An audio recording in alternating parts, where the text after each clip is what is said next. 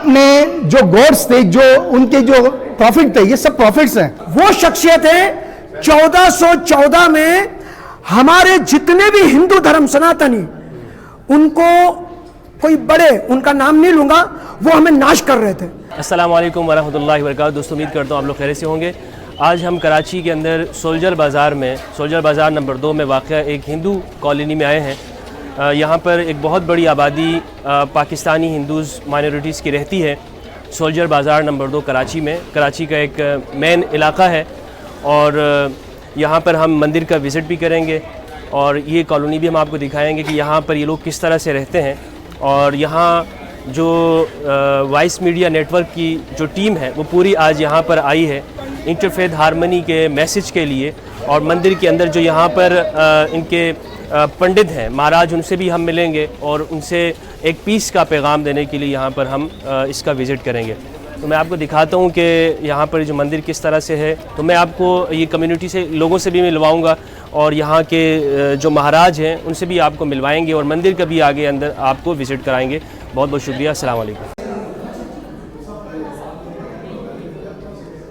सबसे पहले मंदिर की आज से 150 साल पहले,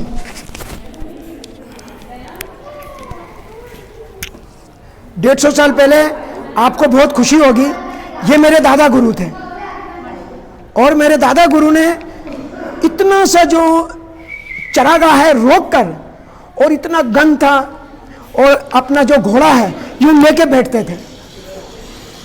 सारा गन जितना भी कीचड़ था, आज शख्सियत ने पूरा मंदिर जो है इनकी बदौलत खड़ा हुआ है।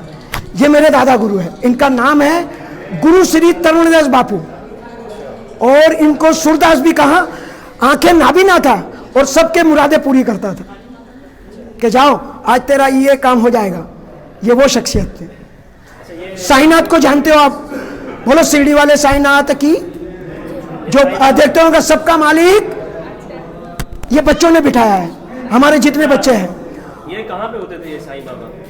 बम्बई, बम्बई में जो सीढ़ी साईनाथ का सीढ़ी वाले साईं हैं वहीं बैठते हैं। जी हाँ, ये शख्सियत, ये चिराग रखे हुए हैं, क्या करते हैं? ये अभी अभी जलेंगे, जिन जिन के नाम का है। अच्छा, क्या होता है इससे? ये माता श्री है हमारी। नहीं, ये चिराग से क्या होता है? इससे ये होता है कि जैसे हमारे ये शरीर के अंदर एक रूहानी है जो जल रही है, सो भी जाते फिर भी वो जलती रहती है। ये हम ही बनाते हैं, हम ही जलाते हैं, तो हमारी यादगार में इनका चरागा जला जाता है। चलिए आगे।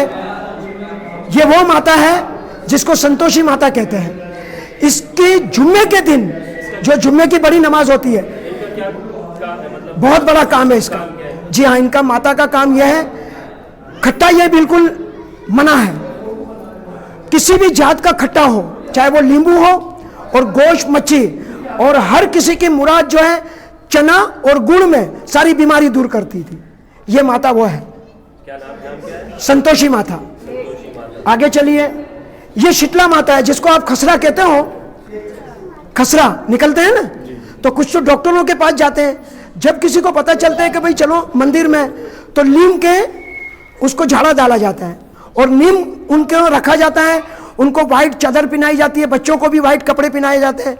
तो ये माता वो शख्सियत है, शीतला माता। यानी आपके यहाँ हर बीमारियों का अलग अलग तकसीम है? उन्होंने ही रूप लिया है। माता एक है, अब यही है जिसको कहते हैं जगत अम्बा, शेरों वाली माता। यही अपने अलग अलग रूप लेके अवतारण हुई। इसको दुर्गा भी कहते हैं ना? दुर्गा भी कहते हैं। तो ये सब में अलग अलग तकसीम है, एक भी क्यों नहीं है? जैसे आप अलग है, आपका नाम और मेरे नाम में है, हम एक ही रूहानी, मगर शक्लों में और रहनुमा में काम भी अलग अलग है सबके। है इंसान, शक्ल भी सब है, आंखें भी सबकी है, देखने का अंदाज, सुनने का अंदाज, बोलने का अंदाज सबका मुख्तलिफ है। तो चलिए आगे, आगे चलिए। ये मंदिर खास है रामदेव पीर मंदिर। किसका है? ये रामदेव पीर। आइए पहले हम इनका जिक्र करते हैं, फिर बाद में हम आएंगे। ये रामदेव पीर वो शख्सियत है 1414 में हमारे जितने भी हिंदू धर्म सनातनी, उनको कोई बड़े, उनका नाम नहीं लूंगा, वो हमें नाश कर रहे थे और हम सारे कब्र पूजा कर रहे थे, कब्रों में जाते थे, वहां पूजा करते थे। इन्हीं रूप में ये कृष्ण अवतार में रूप धारण थे। रामदेव पीर में अजमल राजा के घर इन्होंने जन्म लिया और हमें आबाद किया, पहले अच्छा, हमें बचाया गया। क्या नाम, और नाम क्या बताया इनका? रामदेव पीर, रनूजा वाला असल नाम इसका रामदेव पीर, यहाँ पाकिस्तान में, इंडिया में, और भारत देश और टंडोहालिया, जो पाकिस्तान देश में टंडोहालिया है, खास इनकी जन्मभूमि भी वहीं भी है। वहां से लेके भारत देश तक इसका नाम चला, मारवाड़। अब ये शख्सियत आज भी हमारी बच्चों की मुरादें पूरी करता है, जिनके घर गोद नहीं होती है, तो इनकी एक रूहानी शख्सियत है। जैसे आप चांद देखकर रोजा खोलते हो, तो इनकी एक दे देते हैं कि भाई आज से तुम चांद देख के ही अपना, तो 12 चांद को ही देते हैं। एक साल के अंदर अंदर उनकी गोद भी हरी होती है और तमाम की मुरादें पूरी होती है। इसका क्या करते हैं? हाँ, बंद करें। ये थोड़ा कोयला रख के इनको धूप देते हैं और दूसरी उनकी आरती उतारते हैं। ये शख्सियत को जानते होंगे, थोड़ा आप जाए, ये नंदी जी है। जब तक इनको सलाम नहीं करते हैं तो यहां तक नहीं पहुंच सकते। जिसको आदम और हवा कहते हैं, ये वो शख्सियत है। जिसको शिव कहते हैं और शिवा ये रही जो भद्रकाली है। ये शिवलिंग है, ये शिवलिंग है। ये शिवलिंग का अर्थ है जैसे पूरी कायनात की मिट्टी, पूरी कायनात की मिट्टी लेकर सभी को एक तख्ते में बना दिया, कि अलग अलग नहीं। हाँ? आपके पास कहाँ से आया ये हमने समझो पुराने गोली मार गए, और इसके अंदर जो था छोटा, वो आज का नहीं है, वो 15 साल पुराना था, इतना सा हो गया था। पूजा कर करके वो छोटा हो चुका था, तो हमने इसके बीच रखा हुआ है, उसको फेंका नहीं है। अच्छा, और ये जमीन से निकला था। महाराज जी पूजा करते हैं, छोटा हो जाता है ये? नहीं नहीं, वो पत्थर था ना, जैसे जैसे करते थे तो वो पानी चढ़ाते हैं, रोजाना पानी चढ़ाते हैं। इसमें कहाँ पानी चढ़ाते हैं? अभी यहाँ चढ़ाते हैं। एक मिनट माँ जी, अब पानी। और राधे, जय माँ भद्रकाली, ओम जयंती काली, ओम जयंती काली भद्रकाली कपालिनी दुर्गा क्षमा शिवधात्री स्वाई स्वाधा नमस्ते। ये देख लो।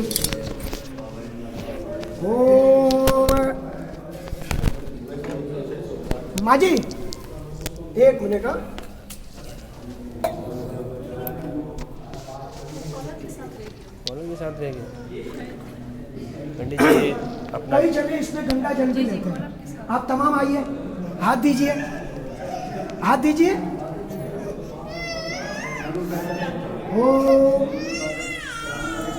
ओम नमः शिवाय, ओम नमः शिवाय, ओम नमः शिवाय, ओम नमः शिवाय। इस तरह दूध, दही, शहद, मक्खन, मगर नीमक वाला नहीं, बगैर नीमक का, और असली की, ये पांचों चीज इनको चढ़ाई जाती है। और बिली पत्र देखा होगा, तीन पत्ते वाला, जिनको कहते हैं बैल, और उसके अंदर जो बैलगीर आती है, वो बैलगीर आप जब खाओगे, जिनको दमा हो, जिनको ये डॉक्टर कहते हैं कि इनके अंदर पथरी है, 10 दिन वो खाइए, पथरी आपकी शुमंतर हो जाएगी। उसमें इतने, और कहीं गर्मी में जाना है, उसका पानी में रखिए और उनका छिलका उतार दीजिए। आप 3 घंटा सफर करें, 4 घंटे आप एसी में बैठे हो, ऐसा फल है वो, जिसको कहते हैं बिली फल। हाँ, चलिए आगे। अभी ये खुलेगा।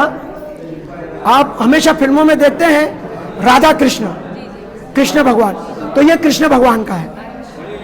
अगर इजाजत, हाँ खोली ना को, चलो इनको दर्शन करवाइए। हाँ जी जी,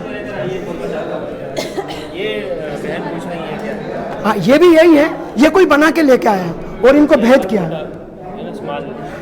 इनकी बेटा यह है गणेश, जो सबसे आगेवान पूजा में है। काफी चीजें हैं और ये इन्हीं का ही रूप है। वो जो क्या कहते हैं उसको, त्रिशूल, ये अल्लाह की तरह लिखा हुआ है, लेकिन सिर्फ इसमें अलीफ नहीं है ना? जी जी बिल्कुल, क्या बात है, बिल्कुल जो उठाते हैं, क्या बात, ऐसा ही है ना? क्या बात है, आपको सलाम करता हूँ मैं।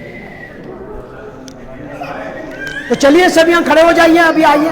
भगवत गीता आपने सुनी होगी, भगवत गीता के बारे में सुना है? श्रीमद् भगवत गीता, गीता के रचित कृष्ण है जो अर्जुन के सारथी बनते हैं। ये जिस्म एक खाली गाड़ी है, इस खाली गाड़ी में जो आपका रूह है ये सबसे अनमोल है। उस रूह को जो है हम बाइबल कुरान पाक से, आयतों से, तस्बीह से हम ढूंढना चाहते हैं, मगर जो लगाम है हमारे 5 भीतर घोड़े हैं, जो काम, क्रोध, मोह, मद, ईर्ष्या, ये हमें अल्लाह की तरफ जाने ही नहीं देता है और भगवान की तरफ जाने ही नहीं देते हैं। ये हमें कहीं ना कहीं खींचता है। जाना है मुझे ईश्वर के घर या अल्लाह के घर, छोड़ यहाँ कहीं सिनेमा घर में जाते हैं। काम का क्या मतलब है?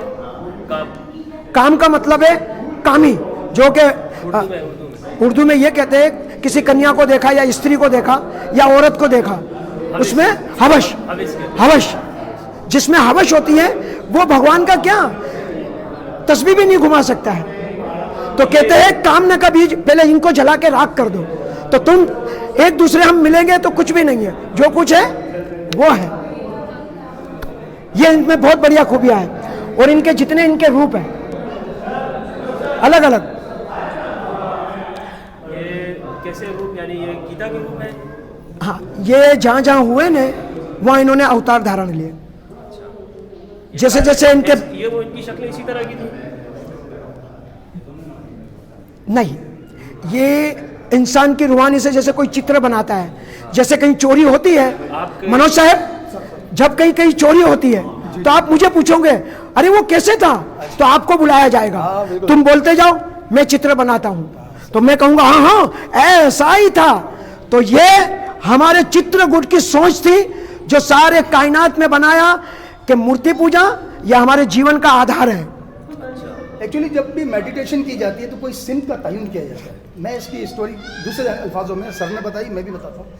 जब भी पूरी दुनिया में जितने भी मज़ाहिब व मसालिक के लोग हैं वो मेडिटेशन करते हैं, इबादत करते हैं, पूजा करते हैं, प्रे करते हैं, और उनको एक सिम चाहिए होती है। मुस्लिम लोगों के लिए भी किबला आपके सामने एक बहुत बड़ा एग्जाम्पल है। तो हिंदुओं का ये मामला रहा है कि जब कलयुग आया, जब लास्ट सेशन आया, तो इन्होंने अपने जो गॉड्स थे, जो उनके जो प्रॉफिट थे, ये सब प्रॉफिट्स हैं। प्रॉफिट्स मीन्स पैगंबर, 1,26,000 पैगंबर, 24,000 पैगंबर इस्लाम में आए और लाखों पैगंबर हिंदुइज्म में भी आए, सनातन धर्म भी कहते हैं उसको। तो उसमें जो आए तो उन्होंने कलयुग में जो लास्ट सेशन, जो एरा है, जो लास्ट एरा था कलयुग का, उसमें उन्होंने खुद से अपने परवरदिगार की एक मूरत बनाई। ये इनकी एक फैत है, फैत जिसको हम अकीदा कहते हैं, और अकीदे पर सवाल जवाब होते ही नहीं है, ये पूरी दुनिया जानती है। कई सवालात, कई जवाब मजहब से बालातर होते हैं, उसमें सवाल जवाब नहीं होते। इस कुरान शरीफ इसकी बहुत बड़ी एग्जाम्पल है कि बहुत सारी चीजें ला इलाहा इल्लल्लाह मोहम्मद रसूल अल्लाह नहीं है कोई अल्लाह के अलावा। तो आप कोई भी पूछ नहीं सकता कि भाई अल्लाह के अलावा क्यों क्यों नहीं है, वो है तो है, क्योंकि ये अल्लाह की तरफ से। इसी तरीके से ये जो मेडिटेशन हम करते हैं, ये जो स्टैचू बनाते हैं, ये एक सिम का तयन किया जाता है और ध्यान तो उसी का लगाया जाता है जो एक है। ना तेरा खुदा कोई और है, ना मेरा खुदा कोई और है, और ये जो रास्ते हैं जुदा जुदा, ये मामला कोई और। आपका बहुत शुक्रिया। और तमाम